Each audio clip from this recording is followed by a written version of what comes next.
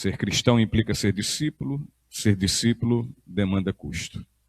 Mateus 8, 18 ao 22. Ora, vendo Jesus grande multidão ao seu redor, deu ordens para que passassem para o outro lado. E, chegando um certo escriba, disse-lhe: Mestre, seguir-te-ei para onde quer que fores. E Jesus lhe disse: As raposas têm tocas e as aves do céu têm ninhos, mas o Filho do Homem não tem onde deitar a sua cabeça. E outro de seus discípulos lhe disse: Senhor, permite-me ir primeiro sepultar meu pai.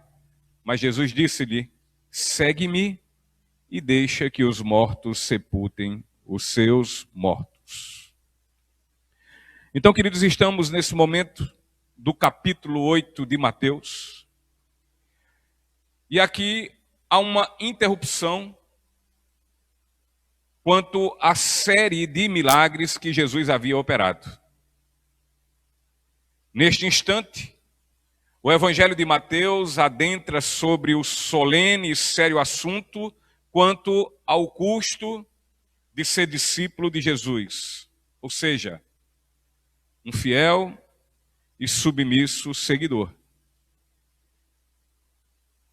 E o versículo 17 do parágrafo anterior diz assim: para que pudesse se cumprir o que fora dito pelo profeta Isaías, dizendo: Ele tomou sobre si as nossas enfermidades e levou as nossas doenças. Este versículo versa e discorre, ou seja, esse versículo ele fala implicitamente sobre sofrimento e sobre renúncia. E que tem completa relação quanto aos versículos 19 ao 22.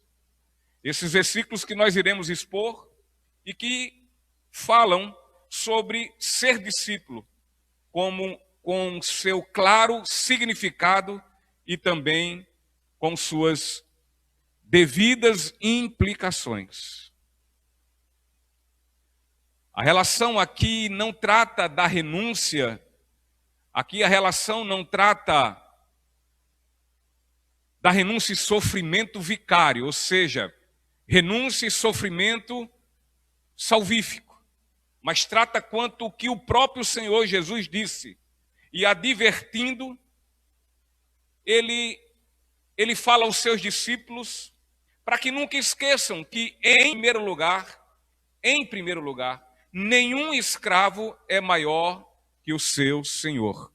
E que, assim como ele foi perseguido e também sofreu todo tipo de enfrentamentos, todos os seus discípulos iriam experimentar tais coisas. Jesus, mais uma vez, ele é motivo para que grandes aglomerações de pessoas passem a segui-lo. Então, os que faziam parte desta multidão, devido ainda nosso Senhor não estar sendo feroz e covardemente perseguido, alguns manifestavam-se como candidatos para segui-lo. Ou seja, havia ali pessoas que falavam estar ansiosas para tornarem-se discípulos do Mestre dos Mestres. Nosso Senhor Jesus Cristo, em nenhum momento do seu ministério terreno, viu-se constrangido em se afastar destas multidões. Em nenhum momento para Jesus foi problema de se afastar das muitas multidões, das muitas pessoas que o seguiam. Jesus não se deixou em momento algum levar pelo assédio destas multidões e assim, ao invés de juntar-se a elas, ele se afastou. E o motivo foi um só. É que a maioria daqueles que diziam querer segui-lo não queriam pagar o preço por serem seus discípulos. Portanto, Jesus afastou-se da multidão, agindo de forma contrária a alguns muitos líderes espalhados pelo mundo todo. Líderes que fazem todo tipo de negócio para granjear, para ganhar as multidões para si e, junto com ela, os seus aplausos, os seus muitos elogios. Os versículos 19 ao 22 mostram muito claramente porque Jesus não se deixava se encantar com as grandes multidões. Ou seja, as pessoas não tinham nenhuma disposição de tudo deixar para seguir a Jesus Cristo.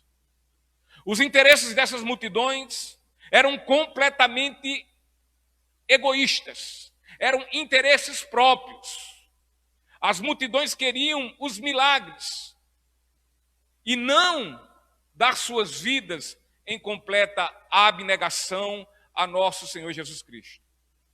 E Jesus havia curado enfermos, e isso trouxe a Jesus uma enorme notoriedade naquela sociedade. Ele passa a ser muito conhecido. E essas coisas, essa notoriedade, isso tudo que publicitou a figura de Jesus, motivava as pessoas a seguirem nosso Senhor de forma interesseira.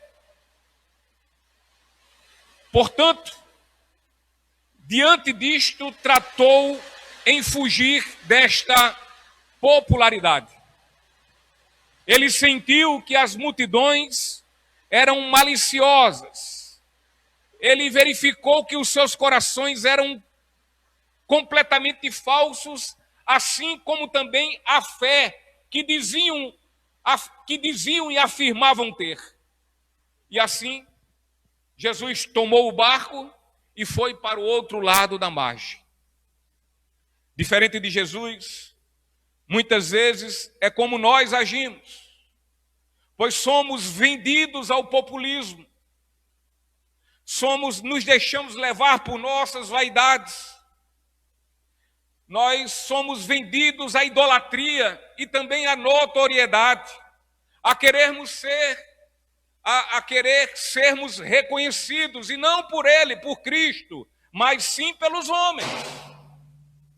Portanto, somos susceptíveis e fracos quando nos deixamos ser corrompidos naquilo em que Cristo nunca, jamais se deixou corromper. E assim como Jesus foi para o outro lado, da mesma forma devemos agir diante de tão perniciosa bajulação. Isto é, devemos deixar a bajulação e seguirmos para o outro lado, aonde não há isso. Inclusive, o outro lado geralmente é o lado aonde possivelmente somos muito necessários. Como disse o pastor Charles Spurgeon, e ele fala da seguinte forma, ele diz: está corretíssimo deixarmos as multidões que tiveram sua porção de privilégio para irmos ao encontro daqueles poucos que ainda não tiveram uma oportunidade tão graciosa. O texto que ora expomos nos mostra claramente um assunto que muito pouco tem sido difundido. E, quando às vezes, raramente o é, se tem uma equivocada e maléfica compreensão a respeito. Dessa forma, que venhamos com bastante diligência, com bastante atenção e, com muita, mas muita seriedade, de forma bastante solene, possamos observar mais este rico ensinamento de nosso Senhor Jesus Cristo para todos nós, e em especial a eu, a você, a nós que professamos fé em nosso Senhor e afirmamos que dele do Senhor Jesus, somos seus discípulos. A primeira observância, o primeiro ensino do nosso Senhor Jesus Cristo aqui no seu texto, que nós vamos expor, nós vamos verificar nos dois primeiros versículos, no versículo 18 e o versículo 19. Ora, vendo Jesus grande multidão ao seu redor, deu ordens para que passassem para o outro lado. E chegando um certo escriba, disse-lhe: Mestre, seguir-te-ei para onde quer que fores. Podemos observar aqui nesta primeira lição, nesta observação que aqui fazemos, o seguinte: somente os que entenderam o amor de Jesus é que poderão segui-lo, seja quão custoso for. Vou repetir. Somente os que entenderam o amor de Jesus é que poderão segui-lo, seja quão custoso for. Queridos, entre outras coisas que enxergamos no ministério de nosso Senhor Jesus, é que ele sempre foi altamente repudiado, invejado, odiado, injustiçado pelos escribas e pelos fariseus. Isso é claro em todos os evangelhos. O quanto o perseguiram, o quanto lhe falaram mal, o quanto lhe ofenderam, lhe xingaram, chegaram a chamá-lo até de Satanás, de ter parte com o diabo. Entretanto, aqui estamos diante de um mestre da lei, ou seja, de um escriba, de um fariseu, que podemos entender que estava muito encantado pelo ministério de nosso Senhor Jesus Cristo. Ele estava bastante maravilhado, ele estava admirado com os seus ensinos e com todas as suas realizações. Estamos aqui diante de um mestre da lei, levado por uma grande emoção, e assim ele dirige-se a Jesus e diante de Jesus chama-o de mestre. E não só isso, mas em meio às suas palavras, este escriba se manifestou cheio de muita vontade em ser um discípulo de nosso Senhor Jesus Cristo. Jesus teve sempre um ministério terreno e um ministério muito ativo. O ministério de Jesus foi incansável aqui na terra. Ele não parava. A todo momento ele estava operando, ensinando, operando milagres, ensinando. A todo momento ele estava indo às pessoas. A todo momento ele não deixou de lado, não foi negligente, não foi displicente, não foi preguiçoso com aquilo que haveria de vir quando veio dos céus, encarnando-se como homem, vivendo em meio a pecadores, mas cumpriu de forma obediente todo o seu ministério segundo a vontade do Pai, inclusive indo até a morte e sua morte de cruz. Então Jesus sempre foi muito operante.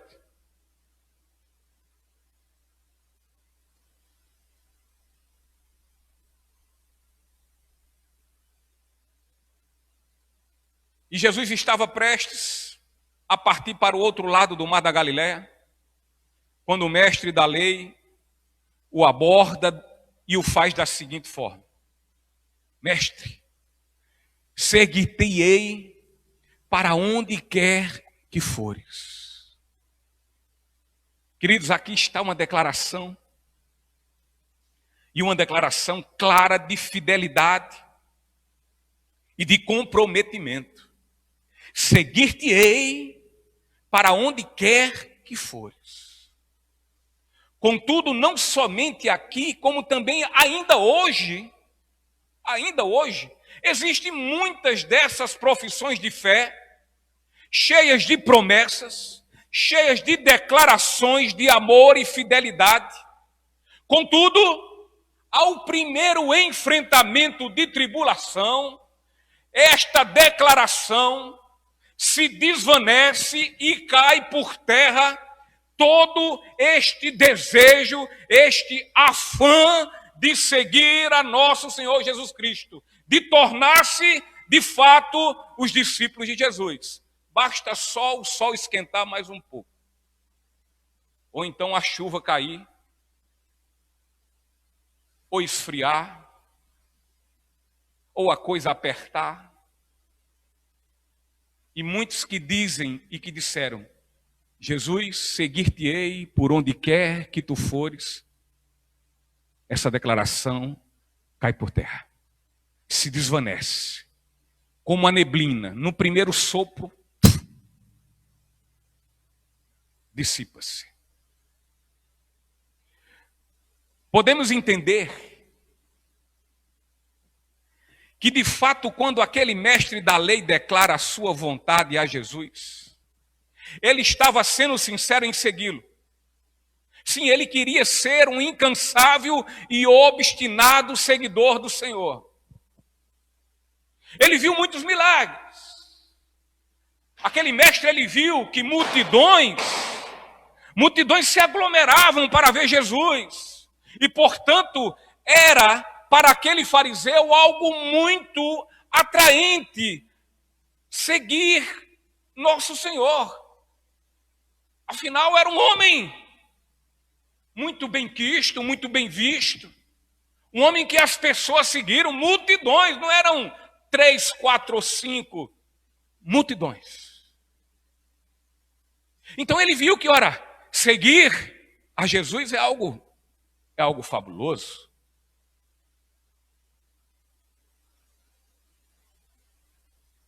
Entretanto, quando ele diz isso ao Senhor Jesus, o Senhor Jesus torna-o ciente, torna-o cônscio, tendo completo conhecimento e compreensão, fazendo compreender o que é segui-lo. Ele coloca diante daquele fariseu as implicações de ser um discípulo de Cristo. Ou seja, implicações que envolvem renúncia de tudo, implicações que envolvem vida sacrificada,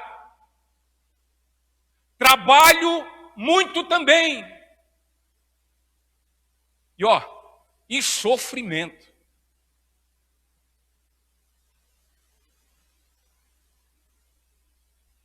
Ele expõe isso muito claramente diante daquele homem. E às vezes é muito isso que as pessoas querem seguir Jesus. Meu antigo pastor, o pastor Marcos Eduardo, ele falava muito essa expressão. Ele disse: tem que cavar o poço, meu irmão. Cavar poço com a pá é fácil, meu irmão. Olha, com uma escavadeira, com uma perfuratriz, já não é coisa muito fácil. Dá trabalho, custa dinheiro. E na pá? E quando o meu pastor ele dizia cavar poço, ele quer dizer, olha, o trabalho tem que começar de forma árdua. O trabalho é pesado. O que acontece é que muita gente quer seguir Jesus, mas estão olhando muito mais para as multidões que o seguem de forma superficial, cheio de seus interesses, atrás daquilo ou daquilo outro, menos de Cristo. E às vezes quando nós começamos, meu Deus, eu me lembro. O pastor Xoxo deve ter passado por isso muitas vezes. Deve não, passou. E muitas vezes isso era o choro da gente, um no ombro do outro. De passarmos um final de semana perdendo tempo, perdendo não. Bate a boca, Sérgio. Ganhando tempo, estudando a palavra. Muitas vezes um sermão que se Se for olhar, se fosse fazer as horas sem ser dividida por dias, daria 20 horas contínuas de estudo, sem levantar da cadeira. E quando nós chegamos na igreja, o que encontramos? 3, 4, 5, 6 pessoas. Passamos formulando uma apostila de discipulado, que, olha, gasta tempo, meus irmãos. Gasta tempo, gasta até os nossos recursos. Comprando livros, investimento nisso aqui, nós fazemos, olha, passamos tempo. E quando nós chegamos lá, tem uma pessoa. Dizer a você que isso é desmotivante? É. Mas isso não pode ser motivo nunca de nós pararmos. Porque o discípulo, quando está fazendo a obra de Deus, ele não faz para os outros, ele faz para Deus. Quando ele gasta seu tempo, quando ele abdica-se do lazer do seu final de semana, ele o faz para Cristo. E não é pensando em receber algo de Cristo, mas é porque já o recebeu. Ele sabe o valor e o tamanho, ou então ele pensa dimensionar o amor que Deus derramou sobre sua vida. Então nada disso é empecilho. Muitas vezes são essas coisas nosso empecilho, porque nós não temos a atenção dos homens. Ei, não espere nada de homens. Não espere nada das pessoas. Nós, pessoas, que nós somos ingratos. Se é uma característica do humano, infelizmente, é ingratidão. Então, olhe para os céus, olhe para a cruz, e nessa cruz se motive a seguir Jesus como um verdadeiro discípulo. Eu não vou para a igreja hoje não, porque eu estou liso. Conta atrasada, a energia por cortar ou quase cortada. Porque os negócios estão dando ruim, estão para trás, deu tudo errado. Eu que tanto investi, como pode ser isso na obra do reino? Se todas essas coisas fossem justificativas certas para que deixemos e abandonemos a caminhada como discípulos do nosso Senhor Jesus Cristo, eu creio, querido, que tinha muita gente, muitos pastores que já tinham parado com isso. Eita, festinha! Estamos aqui do lado de fora aqui com fogos e mais fogos aqui. Chega ensurdecedor. E ainda tem crente que festeja São João. Não sei como é isso. Então, queridos, podemos entender que, de fato, quando aquele mestre da lei declara a sua vontade a Jesus, ele estava sendo sincero em segui-lo. Sim, ele queria ser um incansável e obstinado seguidor do nosso Senhor. Ele viu muitos milagres, ele viu as multidões. Portanto, era para aquele fariseu, como disse, algo muito atraente seguir nosso Senhor. Mas quando ele sabe das coisas, creio que ele pensou algumas outras vezes. E refletiu sobre o que disse. Que queria seguir Jesus por onde quer que ele fosse. Aconteça o que acontecesse. Aquele propenso discípulo diz que quer seguir Jesus por onde quer que ele vá. Porém, em resposta, Jesus se apresenta como aquele que nada possui e nada deseja para si próprio. Você quer me seguir? Olha, mas eu sou esse. Eu não tenho nada. E nada desejo para mim, exceto cumprir a vontade do meu Pai.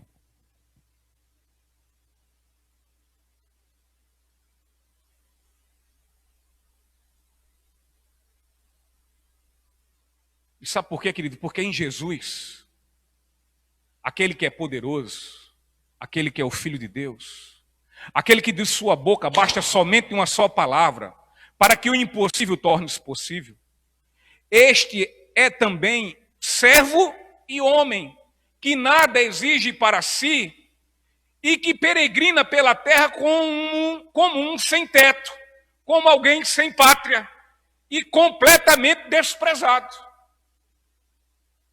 É possível também que este mestre da lei já vinha seguindo Jesus por um tempo, ouvindo seus ensinamentos, e dessa forma foi impactado pelos ensinos cheios de autoridade e com seus estupendos e sublimes milagres. E dessa forma, ele vai a Jesus, vai ao Senhor e declara a sua adesão como discípulo. Mestre, seguir-te-ei para onde quer que fores. Aqui está um testemunho bastante corajoso. Afinal, ele é um mestre da lei. Ele é um mestre da lei. Nem Nicodemos foi a Jesus como este homem foi. Nicodemos veio ao nosso Senhor pela noite, esse veio de dia. Nicodemos veio cheio de questionamentos e cheio de dúvidas. Agora esse escriba, além dele vir no claro do dia, de forma pública, ele veio também com um testemunho aberto de quem tem intenção de seguir a nosso Senhor. Este escriba é um teólogo que reconhece em Cristo o maior de todos os teólogos. Um teólogo cheio de autoridade nos ensinamentos, um teólogo cheio de autoridade nos seus discursos divinos, como também com autoridade nas suas ações divinas. O mestre da lei, querido, ele deixa claro que é a este a quem deseja e quer seguir. Entretanto, ainda que diante de tudo isso, é surpreendente o fato que Jesus não aceitou entre seus discípulos um homem tal como este. Isto é, um teólogo completamente entusiasmado, um teólogo que não olhava para Cristo como um grande e terrível inimigo. Porque, olha, vejamos as palavras daquele homem, vejamos que as suas palavras foram magníficas. Foi uma declaração estupenda. É como ele dissesse: meu querido e estimado professor, a minha vontade, o meu desejo, o anelo do meu coração é te seguir.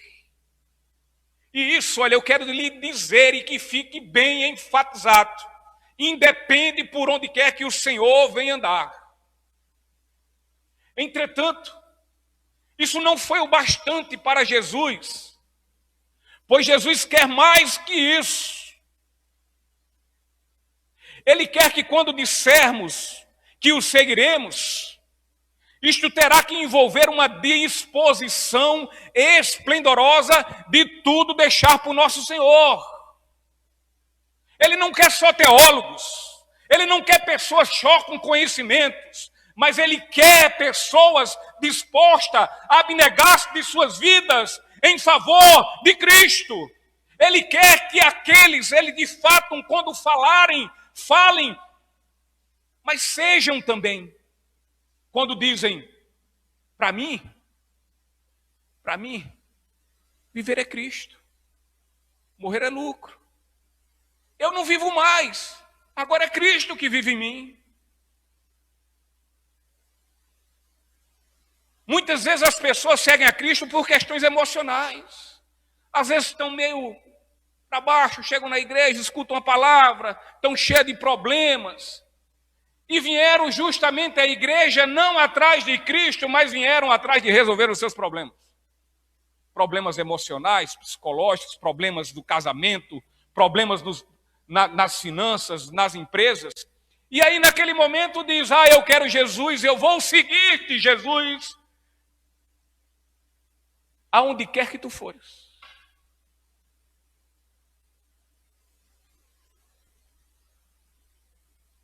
Seguir a Jesus, queridos, não trata de questões meramente emocionais. Mas seguir a Jesus trata sim de amá-lo, e amá-lo pela convicção e pelo entendimento de como foi por ele amado. Há uma diferença estrondosa. Seguir a Jesus como um verdadeiro discípulo está completamente vinculado a ter entendido por o amor de Deus, o amor de Cristo por sua vida. E quando se entende, esse amor gera dentro de si uma gratidão, e essa gratidão é eterna, é para sempre. Seguir a Jesus implica em obediência incondicional. Chovendo ou fazendo sol, rico ou pobre, quebrado ou bem-sucedido.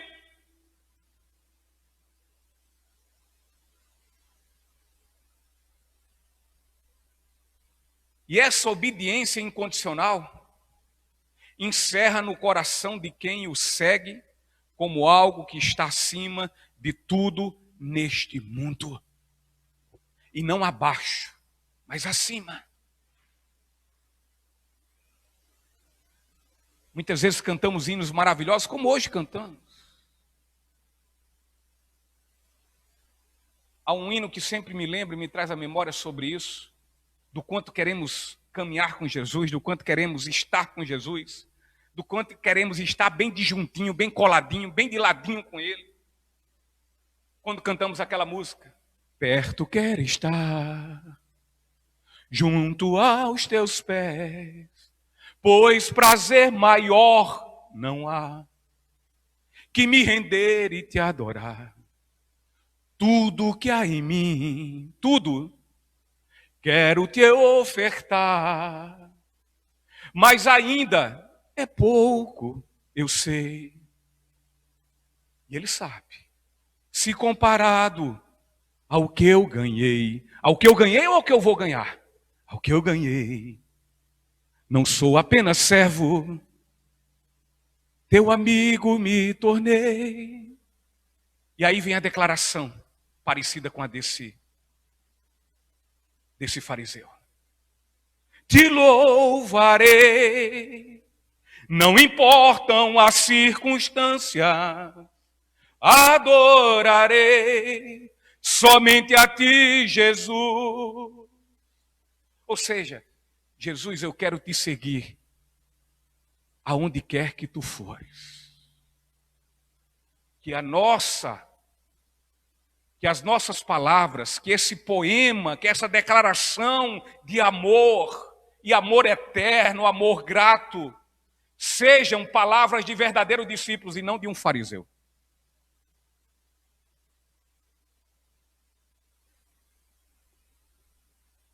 Mas cantamos muitos outros hinos, né? Assim como este, cheio de muita declaração de amor, de comprometimento, jurando fidelidade ao Senhor. Jurando, eu digo, prometendo fidelidade ao Senhor. Cantamos cheio de entusiasmo, as lágrimas vêm aos nossos olhos. E possivelmente cantamos com muita sinceridade. Entretanto, falamos, queridos, de uma disposição de comunhão, de prostração. É o que aqui estamos falando, neste hino. Disposição de comunhão, de prostração, de doação, de humilhação, de serviço, e tudo isso de uma forma incondicional. Entretanto, estamos vivendo momentos em que entoamos esses louvores a Deus com palavras que retratam um caminho, contudo, estamos andando por um caminho completamente oposto. Caminho este no qual Jesus não se faz presente. Falamos que queremos segui-lo por onde quer que ele vá. Queremos segui-lo pelo caminho estreito. Contudo, é só no louvor, é só na conversa e na fala, mas na verdade estamos pensando que estamos seguindo. ele, porque na verdade ele não está no caminho, e no caminho largo.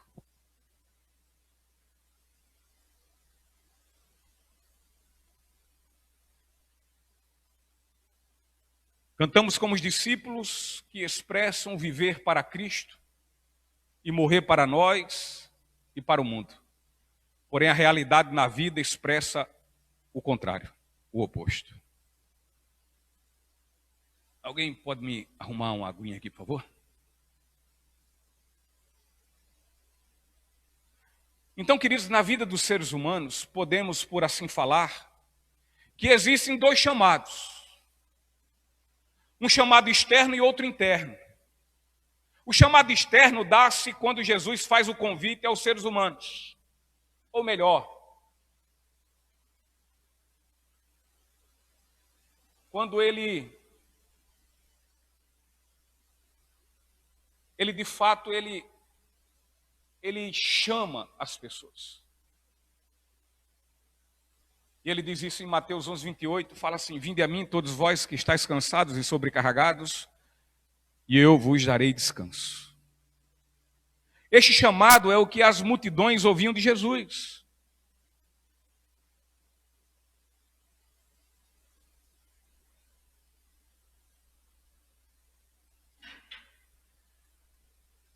Obrigado, filho. Então, este chamado é o que as multidões ouviam de Jesus. E este chamado ainda é o mesmo que Jesus continua a fazer. É o mesmo.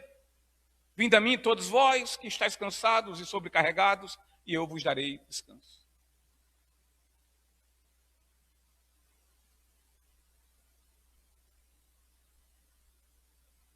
Nosso Senhor Jesus Cristo continuamente tem feito este chamado aos seres humanos quando o seu evangelho é proclamado. Entretanto, não basta somente ouvir e ser convidado de forma exterior. É preciso ser chamado no interior, para que assim vindo ao chamado, permaneça para sempre. Entretanto, queridos, esse chamado só ocorre de forma sobrenatural por meio do operar da ação do Espírito Santo de Deus. Ou isso acontece ou nada feito. Não há como o indivíduo ir a Cristo sem que antes este compreenda quem de fato ele é e quem de fato é Cristo. Não pode existir um coração transformado sem que este coração seja convencido. Ou seja, este chamado pelo Deus, o Deus Espírito Santo. Confessar com a boca que Cristo é o Messias é algo muito distante de ter essa fé. Muitos indivíduos no mundo todo têm recebido este convite, este chamado, se manifestam indo à frente em um culto, fazem ali uma oração confessional de arrependimento, passam a ter seus nomes escritos nos cadastros de novas conversões, até estão inscritos nos discipulados das muitas igrejas, entre tantas outras coisas. Fazem parte de ministérios, de departamento. Contudo, se não forem estes regenerados, se não forem estes transformados, nunca saberão o valor de serem amados pelo amor do Salvador e assim jamais seguirão a Cristo como verdadeiros discípulos, ao ponto de abnegarem-se de tudo e fazer isso não por conta do pastor, fazer isso não por conta da denominação, fazer isso não por conta do pai, da mãe, do marido, da esposa, do filho, mas fazer isso por amor ao Senhor. São exatamente estes a quem Jesus se referiu de forma exortativa no final do Sermão do Monte. A estes que vieram a Cristo de forma superficial. Estes que vieram a Cristo fizeram a confissão, mas não creram. O chamado não veio de dentro. O chamado foi superficial, foi externo, não foi interno. E a este Jesus declara algo seríssimo, seríssimo. Quando ele fala lá em Mateus 7,21, nem todo que me diz Senhor, Senhor, entrará no reino do céu, mas aquele que faz a vontade de meu Pai que está no céu. Somente os que ouvem claramente o chamado interno é que de fato irão perseverar. Repito, é que vão perseverar até o fim. Aconteça o que acontecer, ande por onde andar.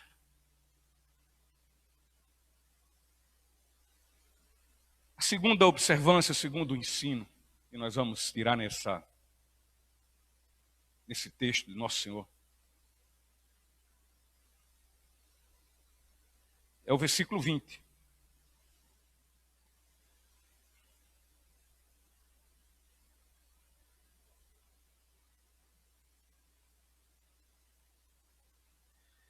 Jesus diz, e Jesus lhe disse, as raposas têm tocas e as aves do céu têm ninhos, mas o Filho do Homem não tem onde deitar a sua cabeça.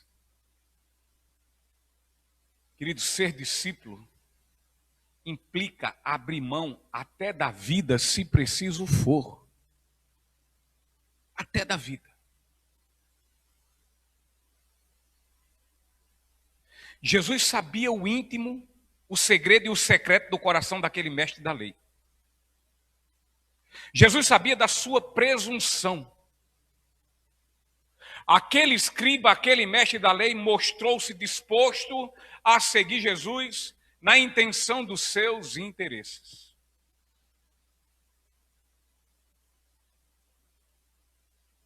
O fez numa perspectiva dos seus próprios pensamentos, pensando que nosso Senhor iria absolver todos eles. E absorvendo todos eles, por meio do seu poder glorioso, ia tornar todas as suas vontades, todos os seus pensamentos reais. Contudo, os pensamentos de Jesus são outros, muito mais além e altos que o do escriba. O trabalho de Jesus é sublime, o trabalho de Jesus ele é maravilhoso. Entretanto, é um trabalho doloroso. Afinal, era o cumprimento da profecia, como o versículo 17 fala sobre ela. Para que pudesse se cumprir que fora dito pelo profeta Isaías, dizendo, ele tomou sobre si as nossas enfermidades e levou as nossas doenças. Diante de nosso Senhor mostra-se um caminho doloroso, diante do nosso Senhor mostra-se um caminho extenso, um calvário que precisa ser plenamente percorrido e transposto. Este caminho leva paz aos que não a têm. Jesus caminha em direção àqueles que estão sob lamento, sob dor, sob opressão, sob aqueles que estão sobrecarregados. A intenção é justamente dar paz a estes atribulados. A intenção de Jesus é seguir a estes e mostrar-lhe o caminho aonde eles possam encontrar o descanso, porque suas almas encontram completamente cansadas e sobrecarregadas. Aos que estão sob grande lamento, Jesus quer enxugar as suas lágrimas. E fazendo isso, a um e a outro, sua caminhada continua sem descanso e sem pátria. O escriba é um teólogo. Contudo, sua teologia não consegue entender a teologia de Jesus, uma teologia diferente de muitas outras que estão se pregando por aí. Uma teologia que se desgasta em trabalho. uma teologia que se entrega em sacrifício por vidas perdidas em favor da salvação de suas almas. Ao tempo que renuncia por completo ao reconhecimento e ao conforto. A teologia de Jesus, em sua essência, é serviço, é atitude e não ideias e teorias.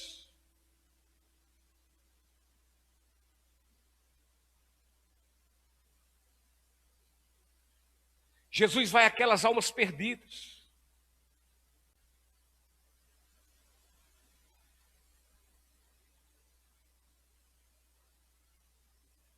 Teve um cara para dar um trabalhozinho a Jesus mais do que Pedro. Foi repreendido. Mandou ele para trás dele, que ele estava fazendo às vezes Satanás, querendo impedir a obra salvífica de Deus sobre todo ser humano que crê no seu nome. O negou, escondeu-se, e o negou por 3 vezes. Eu pergunto, Jesus desistiu? Jesus, depois de consumar-se tudo, ressuscitar, ele vai até Pedro. Pedro, senta aqui, vamos tomar um café da manhã e vamos conversar. Pedro, cabeça baixa. Ele diz, está vendo, Pedro? Como aquela tua autoconfiança, a tua autossuficiência, tu estava errado mesmo. Mas vamos lá, vamos aprender. Jesus foi um mestre por excelência. Ele não desistiu dos seus discipulandos. E nós? Estamos discipulando, encontramos uma encrenca, sempre tem. A igreja que não tiver encrenca não é igreja. E tem. Quem sabe a maior encrenca daqui sou eu. E o que é que a gente tem que fazer? Amar uns aos outros, tem que compreender, exortar, chamar a atenção, advertir, trazer, ó. Vem cá, careca, escuta aqui como é que tem que ser. Mas às vezes nós nos pegamos como discipuladores querendo escolher quem discipular.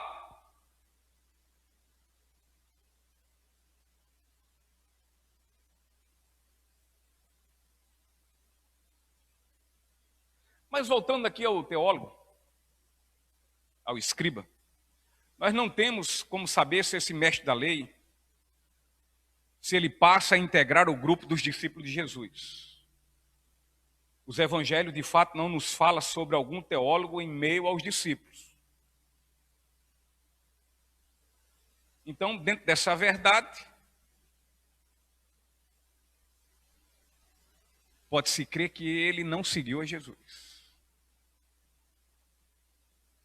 É fato, é verdade que mais tarde ingressa no grupo dos apóstolos, dos discípulos de Jesus, um teólogo entre os seus seguidores. Podemos com toda certeza dizer que este teólogo foi escolhido como um grande instrumento para a glória de Deus. Ele era um teólogo, entretanto, ele teve de se submeter ao ensino inicial, basilar,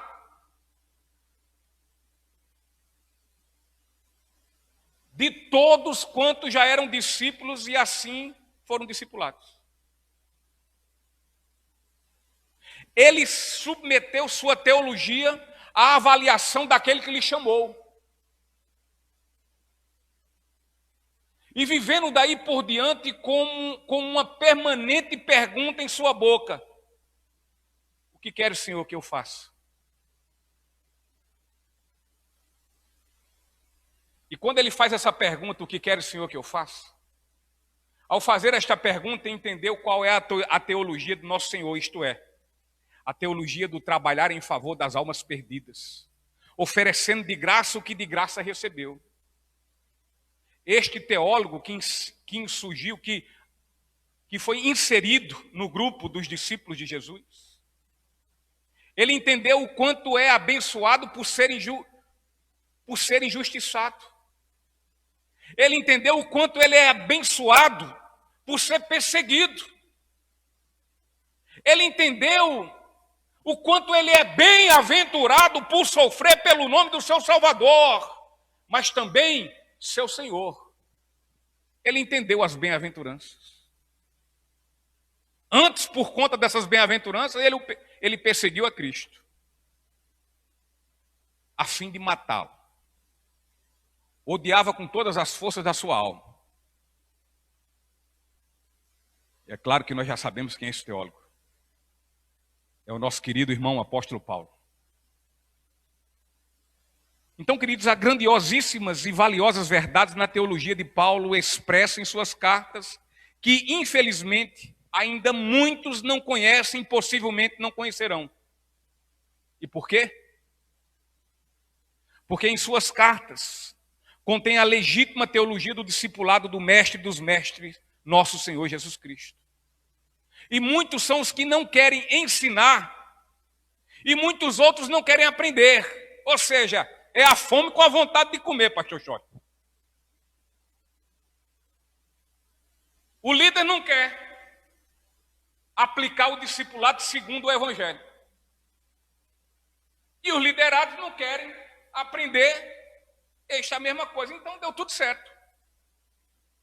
É fogo e gasolina. E sabe por que isso?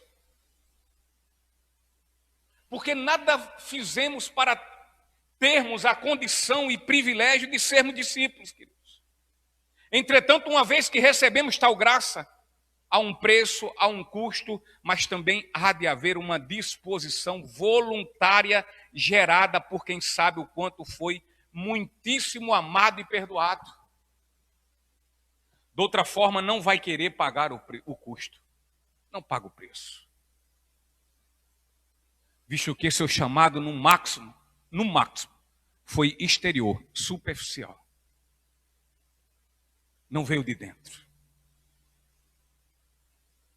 Não foi um chamado no interior.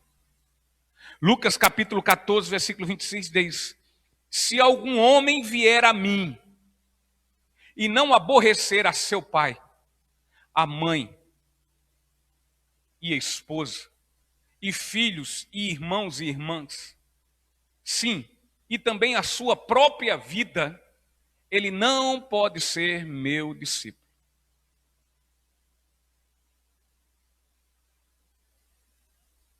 Portanto, vamos ao terceiro ensino. Versículo 21 e 22. Outro discípulo lhe disse: Senhor, deixa-me ir primeiro sepultar meu pai. Mas Jesus lhe disse: siga-me e deixe que os mortos sepultem os seus próprios mortos. A terceira lição aqui, a terceira observação que nós vamos verificar nesse texto, é que um discípulo de Jesus é aquele que o busca de forma prioritária, como principal. O primeiro estava ansioso. O primeiro estava todo apressadinho para seguir Jesus. Agora este segundo, ele não tinha prioridade nenhuma, ele estava sem pressa alguma.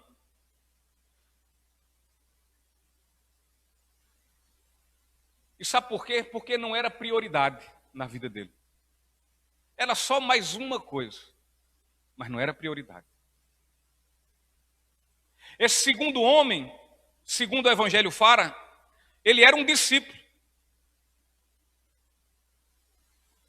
Não é assim que diz? Outro discípulo. Então ele era um discípulo, ou seja, alguém a quem Jesus havia dado uma missão. E este estava querendo postergar aquilo que tinha que fazer de forma prioritária. Ele queria deixar sempre para depois o que tem que fazer já. Muito provavelmente tratando-se, como o texto nos mostra, de um discípulo, este já havia dito ao Senhor Jesus: eis-me aqui, Envia-me a mim. Não tem aqueles cultos de missões? O povo vem tudo para frente, vamos orar e tal. Eles, vamos dizer todo mundo junto. Eis-me aqui, Senhor, envia-me a mim. Envia-me para casa, para minha cama, para o meu lar, para o meu conforto.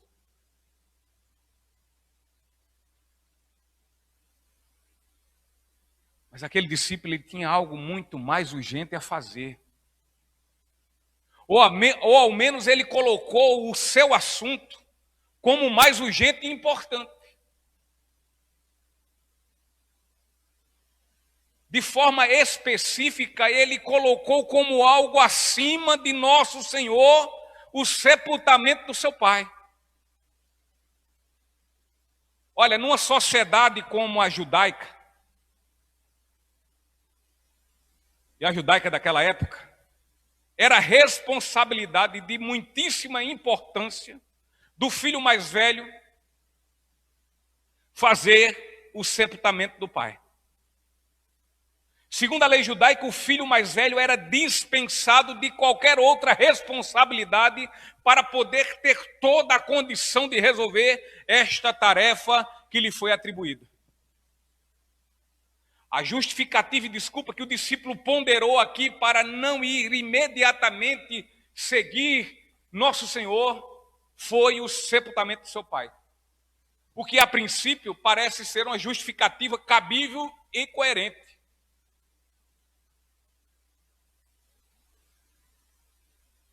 Mas se olharmos a resposta de nosso Senhor, é algo bastante confrontante com o sentimento natural de um filho pelo seu pai.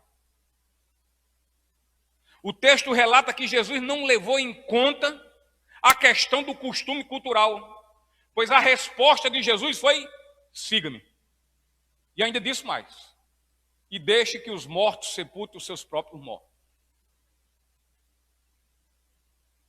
É possível que venhamos imaginar, é possível que aqui no coração a gente está inquieto e perguntando: como é que pode Jesus ser tão ruim desse jeito? Ser tão insensível? Aquele que é cheio de compaixão não se compadeceu daquele homem?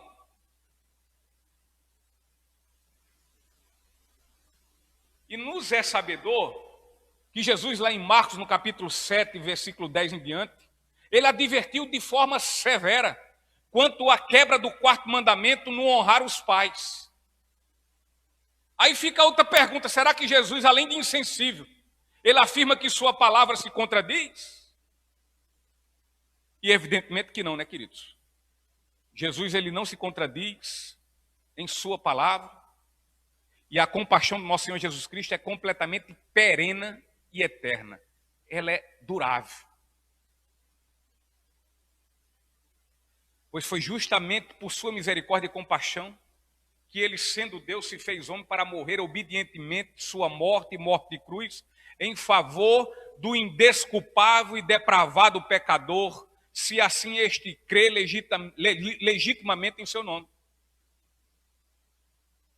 Mas Lucas 14, 26 diz: se algum homem, nós lemos há pouco, se algum homem vier a mim e não aborrecer a seu pai e mãe e esposa e filhos e irmãos e irmãs, sim, e também a sua própria vida, ele não pode ser meu discípulo. Aqui em Lucas, Jesus fala sobre se alguém amar pai, mãe, mulher, filhos, irmãos e a si próprio mais do que a ele. E ele diz: não pode me seguir, não pode ser meu discípulo, não pode ser meu seguidor. Será que aqui também Jesus está afirmando que não devemos amar os nossos entes mais queridos? E mais uma vez, quebrar seu mandamento, sendo nós irresponsáveis com os nossos cônjuges e com os nossos filhos? Em absoluto que não. Mas ele está simplesmente nos trazendo à memória que o seu chamado na vida, que o chamado que Jesus faz na vida de alguém, de uma pessoa, de um indivíduo, de um ser humano, de um pecador, esse chamado é absoluto e imediato. Portanto, na vida de quem de fato e de verdade foi chamado à salvação, este também foi chamado a ser discípulo de Jesus. Dessa forma, não pode haver qualquer coisa que impeça deste salvo amá-lo acima de tudo e de todas as coisas. Não pode. Uma vez que fomos chamados à salvação, uma vez que batemos no coração e dizemos somos salvos, por misericórdia e por graça, uma vez que isso é uma certeza em nosso coração, por outro lado, temos que também ter a convicta certeza da implicância de ter sido salvos, ou seja, somos discípulos.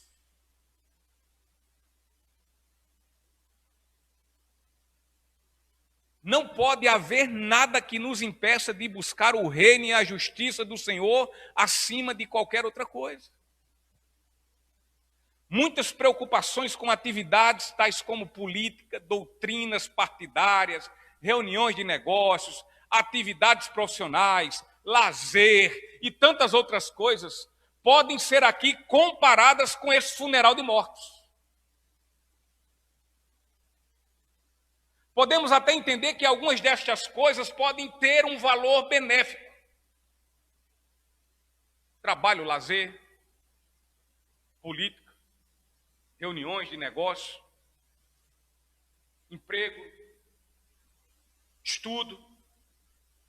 Podemos entender que tem seu valor benéfico, e os tem.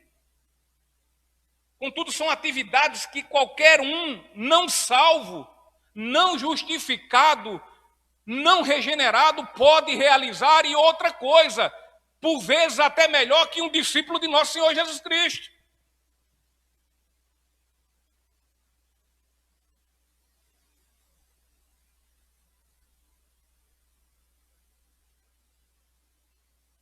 Há muito empresário que é muito mais bem sucedido e é incrédulo.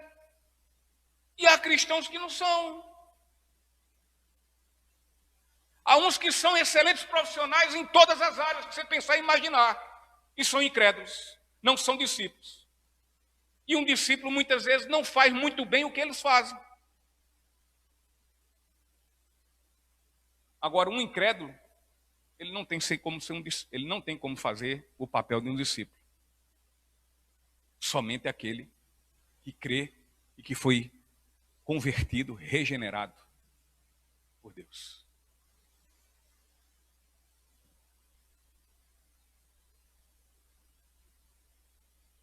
Um regenerado, ele pode proclamar o evangelho?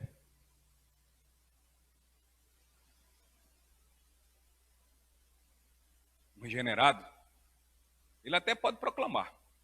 Um não regenerado, me perdoe. Um não regenerado, ele não pode proclamar o evangelho. Ele até proclama, mas sem saber o que está falando. Na verdade, um não regenerado, ele precisa ouvir o evangelho. E quem é incumbido da evangelização? O regenerado, o salvo.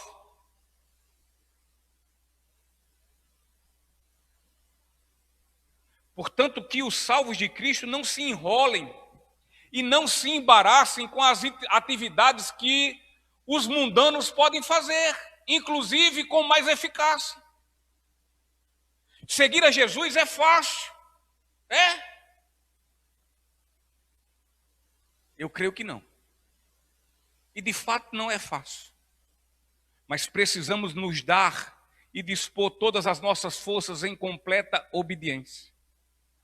Afinal, temos por misericórdia a graça de graça. E esta graça nos é suficientemente bastante. De nada mais precisamos. É preciso que nós paremos de dizer, papai, espera aí, deixa eu enterrar meu outro pai. Espera aí, Jesus, eu vou enterrar meu pai. Eu vou enterrar minha mãe. Espera aí, eu já volto, que eu vou ali enterrar um. Ou seja, é preciso parar.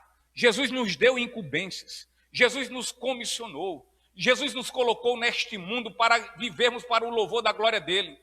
Jesus nos colocou neste mundo para exaltarmos o seu nome. Jesus nos colocou nesse mundo para que esse mundo nos ache que somos malucos, porque pregamos o evangelho, que para eles são loucura, mas para nós é poder de Deus. Então paremos de dizer amanhã eu vou enterrar fulano, não posso. Hoje eu vou enterrar fulano, também não posso. Pare com isso. Hoje eu não posso, por quê? Porque está chovendo. Hoje eu não posso, porque está nevando. Hoje eu não posso, por quê? Não, porque eu estou dando espirrinho, estou com uma gripezinha. E uma gripezinha mesmo.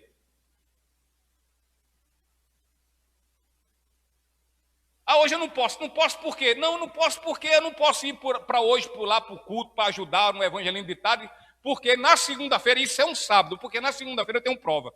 Aí tem o dia todinho do sábado, tirando 2 horas de evangelismo. Tem um dia todinho do sábado, tem a noite, tem a madrugada, tem o amanhecer, tem a tarde. Não posso. E o pior, que ainda deixa de ir para o culto no domingo de noite. Porque tem que estudar na hora do culto, porque na hora do culto é quando desce a unção da sabedoria. É onde grava melhor, a cabeça fica melhor para gravar as coisas. Pelo amor de Deus, gente, somos discípulos do Senhor. Acabemos com essas desculpas de precisamos enterrar alguém. Jesus tem que ser nossa prioridade. Se o trabalho é o que nos impede, a prioridade é Jesus. Qualquer coisa que nos impeça de servir a Jesus Cristo, de viver para Jesus, Jesus é prioridade, nada dessas outras coisas são.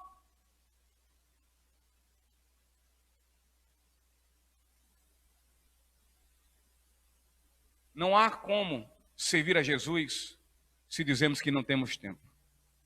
Se não temos tempo, temos que arrumar tempo.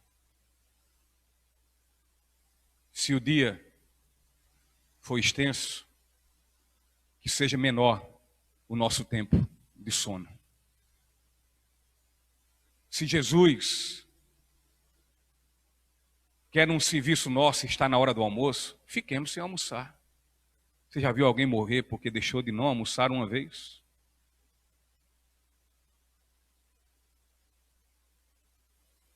Porque eu não tomei banho.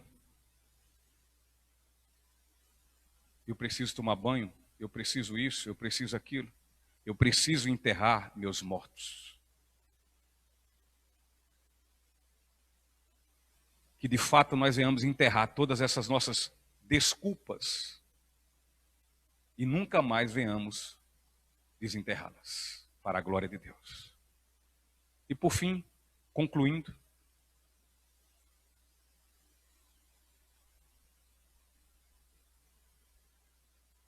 aqui não tem mais nenhuma criança. Deve ter criança aí nos assistindo, é possível. Mas quem já não foi criança e se viu totalmente entretido com algo, e ouviu sua mãe chamando para lavar as mãos e vir almoçar, jogando uma pelada, jogando um futebol, no campinho do terreno do vizinho. E aí chega a hora do almoço e a mãe grita: Gabriel, vem embora, lavar as mãos, venha sentar aqui na mesa para a gente almoçar. Seu pai está aqui lhe esperando. Quem já escutou isso? Eu escutei, acho que a grande maioria escutou. Até hoje. Né? E a nossa resposta qual é? Já vou. Não é assim? Contudo, não vamos. Dizemos, já vou, mas não vamos. E continuamos ali agarrados. E agarrados de forma desobediente. Ao que naquele momento fomos chamados pela nossa mãe que tem autoridade para nos chamar. E então ficamos teimando em desobediência, até que escutamos mais uma vez o chamado de nossa mãe. Entretanto, nesse momento, já um chamado não muito suave, mas é feito de uma forma que conseguimos ouvir a quilômetros e quilômetros de distância. E com uma percepção de todos os acentos, de todas as vírgulas e de todos os tons das palavras. Eu mesmo já me lembro uma vez, na casa do vizinho, por isso que eu falo do campinho do vizinho, ele tinha um terreno grande. E eu jogando lá, e minha mãe chegou, botou a cabeça pela janela, a casa tinha um pé direito alto assim, ela botou a cabeça pela janela e disse: Sérgio, bora, deixa aí, deixa a bola e venha lavar as mãos e venha almoçar. Resposta? Já vou. Não fui. Aí meu pai, gente, era bem tranquilo. Cadê aquele cabo de pé? Chame ele. Ela bota de novo a cabeça, só que agora a conversa é diferente. Sérgio, o O quase não para mais. Sérgio Nepomuceno. Aí vem o sobrenome. Eu disse, pronto. Não lhe chamo mais. É o último aviso. Se não chegar, vou aí lhe buscar e mostrar o caminho da mesa. E era só assim que nós entendíamos o quanto era urgente o chamado de nossa mãe. Lembremos-nos que o chamado que ouvíamos das nossas mães era de alguém que tinha autoridade. Mas, uma autoridade limitada, Wendel. Limitadíssima. Mas Jesus é quem tem autoridade no céu e na terra. E quando de fato Ele nos chama à salvação, Ele o faz com autoridade e soberano poder. Eu vou repetir, com autoridade e com soberano poder. Ele não fica, ei, meu bichinho, vem cá. Não, tenha pena, eu estou chorando, Vem cá, doeu tanto os pregos aqui, os cravos. Tenha pena de mim, venha para mim. Não, ele chama com autoridade e com poder. E a quem ele chama com autoridade e com poder, a resposta é imediata. Não fica dizendo, eu já vou, não.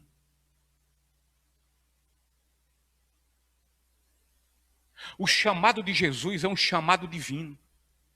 O chamado de Jesus, querido, é um chamado absoluto. Louvado seja o teu nome, Senhor. O chamado de Jesus é um chamado soberano. Um chamado como este deve ser atendido imediatamente, voluntariamente e obedientemente. Antes de conhecermos a Cristo, queridos, estávamos todos mortos por conta do nosso pecado. Porém, conhecemos um dia a Cristo e nele e por ele encontramos a vida e fomos vivificados. Aleluia, louvado seja o Cordeiro Santo. Estávamos mortos, recebemos vida. O que mais você pode colocar acima disso? O que é tua prioridade? Quais são as nossas motivações para seguir a Jesus? Eu hoje me encontrei com um cidadão em certo comércio. E cheguei lá, ele começou a falar e puxa para lá, deu em Jesus. Eu digo, opa, agora vamos ganhar tempo aqui. E ele disse, olha, eu amo Jesus, eu congrego numa igreja assim, assim, lá no Miramar, em tal canto. Vou para lá todo domingo, escuto o que presta e o que não presta, eu jogo fora. Eu digo, cuidado, amigo. Porque eu sigo Jesus, porque, olha, tá vendo aqui esse velho aqui? Eu escapei de morrer 4 vezes. E é por isso que eu sigo Jesus. Eu levei, nesse comércio que eu estou aqui, um assaltante entrou aqui dentro, e quando apontou a arma, eu reagi, ele atirou em mim, ainda hoje tem aqui, mandou pegar na bala que estava aqui nas suas costas. 4 vezes, fui para o hospital, e cheguei no hospital assim, assim, assado, e é por isso que eu sigo a Jesus. Porque era para mim ter morrido, e ele me deu a chance de viver por 4 vezes.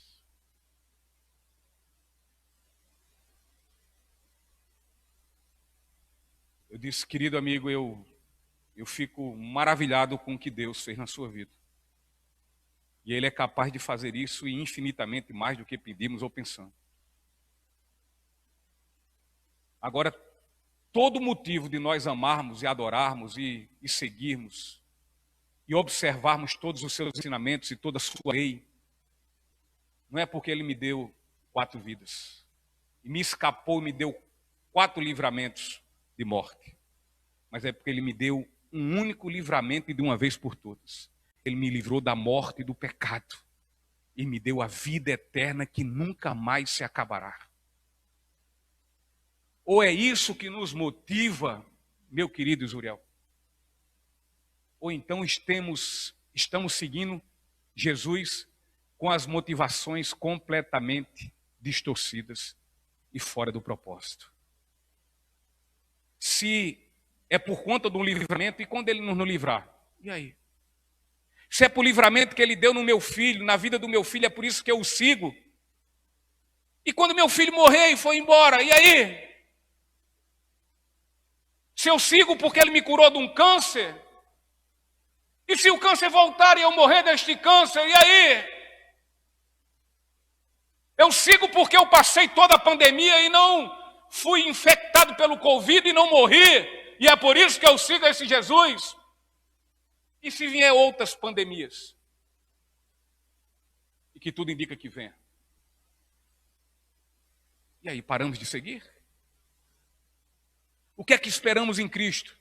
As coisas desse mundo ou as do céu? As da eternidade. O que mais nós estamos colocando acima de Cristo? Porque só há algo que nós podemos colocar acima de nossas vidas. Só algo. Deus, o Pai de nosso Senhor Jesus Cristo. Ministério de Louvor, por favor. Se há mortos, se existem mortos, para que você se preocupe, que estes mortos sejam, sabe-se quem? Só as almas perdidas e mortas em seus pecados amaram. Se tem algum morto para se preocupar, que seja aquelas almas perdidas que estão por aí. Como um dia tu fosse, como um dia você foi, como um dia tu fosse, como um dia todo quanto conheceu a Cristo foi.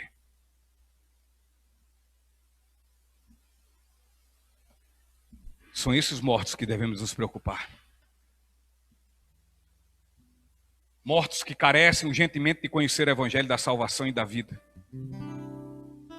E escuta uma coisa. Você é um discípulo. Você foi agraciado por este amor, ou não foi? Você foi salvo pelo sangue do Cordeiro Santo, ou não? Se você foi salvo, se você é um discípulo, se você foi lavado e purificado pelo precioso sangue do Cordeiro Santo, então você é um discípulo.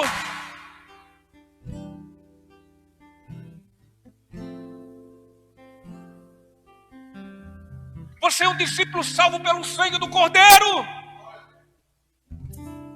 E portanto é sua responsabilidade. Você é uma pessoa responsabilizada por nosso Senhor a apresentar as boas novas de salvação a toda criatura.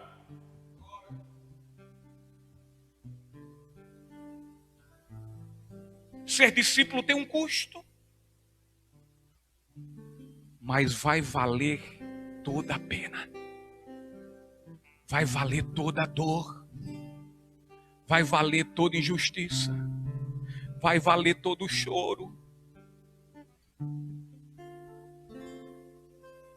Aliás, desde que você foi salvo, sempre valeu. Sempre valeu. O custo da tua salvação, o custo da tua salvação é infinitamente maior que o custo de ser um discípulo.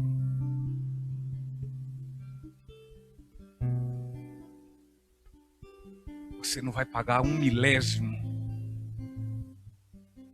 do que ele pagou, do que ele sofreu, do custo que teve nesse grande servo de Deus, grande, perfeito, justo e santo servo de Deus, que veio ao mundo e pagou o preço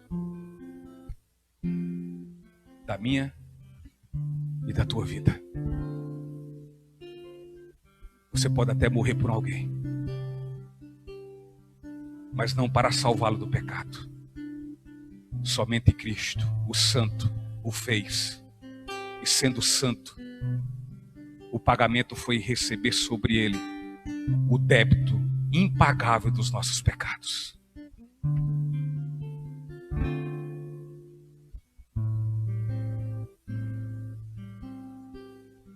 Esse custo você não teve, você não tem e você nunca terá condições de pagá-lo. E é por isso que quem entende o custo do sacrifício de amor do Cordeiro Santo quer se vir a esse Deus, a esse Jesus, por onde quer que ele vá. Quem entendeu este amor vai segui-lo, seja quão custoso for.